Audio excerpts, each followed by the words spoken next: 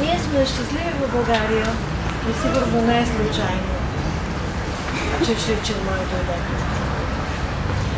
И аз си мисля, че той идва от земята на Рабиндранат Тагор. И Тагор е бил в България, беше щастливи. И има същото огромно по мащаби светоусещане. И като слушате музиката му, и като четете стиховете му, докато слушахме в зала едно на НДК с десетките инструменти, на които свири, с изключително перфектната медитация, обща, която направи на 3-4 хиляди души. Като гледате птичките му, милионите птиченца, които се разпространяват по целия свят, и като гледате тези негови съвършенни инструменти, с които постига невъзможното, ми се струва, че може да усетите това, което е основното послание на Шричен мой, че ние фактически сме една, макар и малка частица от един огромен свят от Вселената. И ако ние не престанем да живеем с по-малко от 10% от капацитета си, нещо, което е науката днес, ние просто ще минем и да минем в земния си живот, без да открием пълния потенциал на човека. Струва ми се, че в нашето забързано ежедневие, потънало в битовизма и консервативизъм, предимно на белия човек, това, което Шричен мой с целия си живот, с цялото си творчество, то е страшно много, е разпространил и продължава да разпространява по света. Аз съм много благодарна, че в България има една много посветена и много всеотдайна група негови привърженици, между които съм и аз, които не престават да разпространяват идеите на Шричен мой. Между другото, поколение наред помнят неговия пробег на мира, който сега е пробег на мира. Това, в което Шричен мой вярва, в което въобще мъдреците на изтока вярват и го разпространяват столетия наред, че ние сме едно единно семейство. И ако наистина хората в света не осъзнаят, че сме едно цяло, макар и да сме различни, в Индия те имат принципа многообразие в единството и единство в многообразието. Нашия свят би бил обречен. Струва ми се, че особено сега, когато едни пророкуват край на света, но други пророкуват, и те са по-силни, началото на едно издигане на нашата цивилизация, на човечеството, на едно по-високо духовно ниво, разпространяването на идеите на Шричен мой е страхотно. Би трябвало да мине и в нашите училища, и в детските градини, защото там е именно пътя за оцеляване на хората. Аз лично така усещам още енергията му, силата му.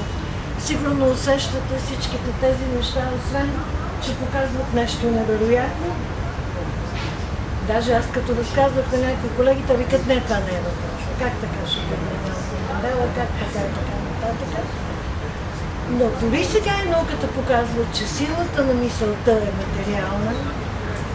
Дори сега и науката доказва, слава Богу, живеем такова време, че този свят не е само невидим, че безкрайно много има в невидимите светове около нас и човек има силата и има умението да ги открие и да живее по целия живот. Ето тук е Иван Гърбиков, ето нашия олимпийски шампион. С медитация хората, доколкото разбирам, преодоляват травмите си и проблемите, които има спорта. С медитация хората в най-големи страни, като Съединените щати, като Германия, като Русия, има цели институти за лечение на неизлечимо раково болни. И още веднъж много се радвам, благодаря много, че сте направили тази страхотна изложба, защото сега, когато той не е тук, но сигурно от някъде го гледа и ни казва, както винаги, че според него България е земя с много положителна енергия. Остава само ние сами да я събудим в себе си и да я използваме. Това нещо не е идвало при нас. Благодаря ви много.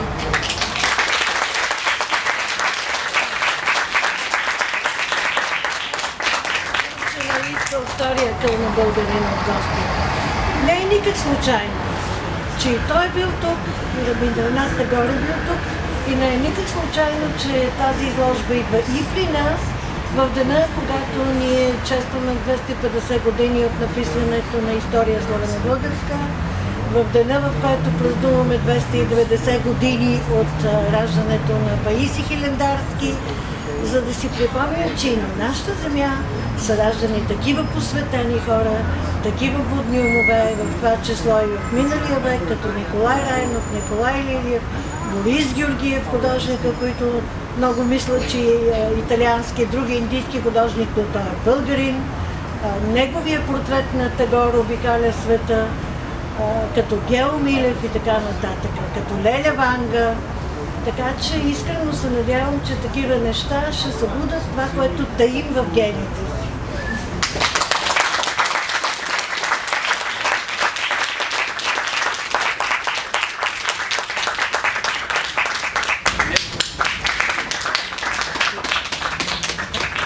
И не случайно тази изложба е за силови уреди и в момента имаме истински силови атлети и гордост на България.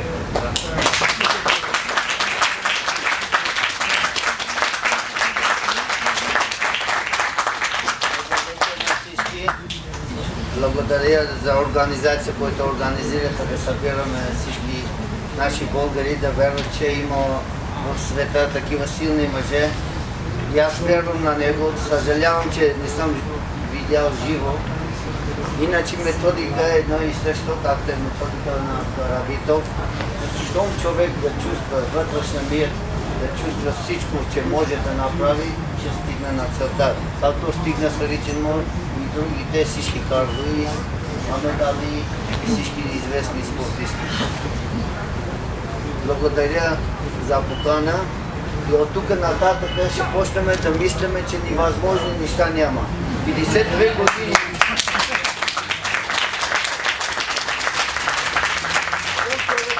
52 години почнах да дига тежестта, значи ние за 30-40 години какво няма да мислим.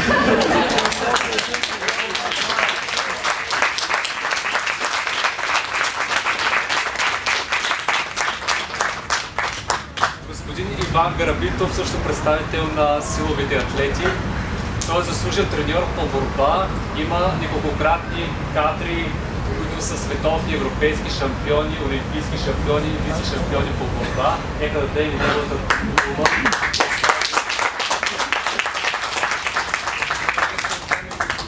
Радвам се, че всички сме тук заедно. Ще кажем няколко думи за нас. Занимаваме се с спорт от 56-7 година, но се занимавам от 54-5 година с философията на йога. Съм започнал, но бях пионер до 2000 до 1974 година в йога. След това започнах да практикувам всичко върху себе си. Каквато и нова информация от философията на йога, аз съм го изпробвал. Но бях пионер малко по-голям от пионер, вече отива към комсомола. До 2000-та година, докато срещнах стричен мой, и оттам затворих кръга на тази философия и оттам разбрах, много малко трябваше една мъничка частица от това, което търсих, и аз го търсих много години. Над 35 години съм го търсих. И от 2000-та година вече съм я намерил. От тук можем да кажем какво значи духовното извисяване, вътрешния мир, мисълта и със силата на мисълта какви неща се постигат. Искам да го казвам така посилено, имам над 200 медала от световни, от републикански първенства, международни турнири.